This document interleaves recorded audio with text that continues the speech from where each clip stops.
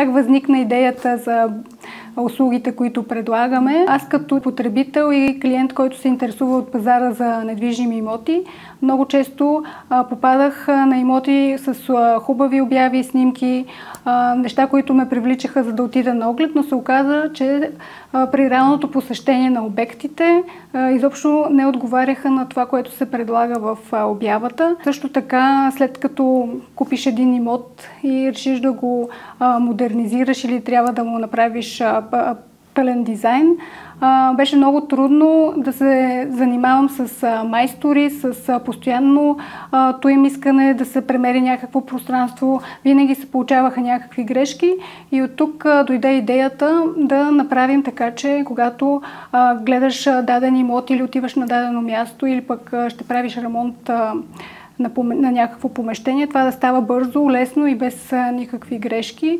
Всъщност с това помагаме на нашите клиенти.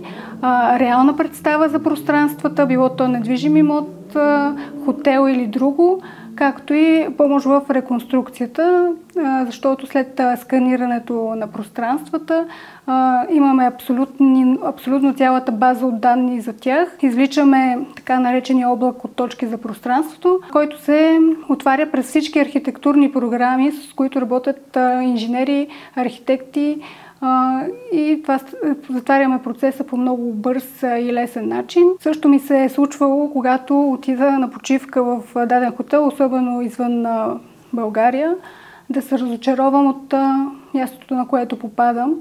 Така че, ако този хотел имаше виртуална разходка или реално представяне на пространството, нямаше да се получи това разочарование и всъщност разглеждайки хотела, пък клиентите могат да решат да го посетят, така че и в двата случая е изключително полезно.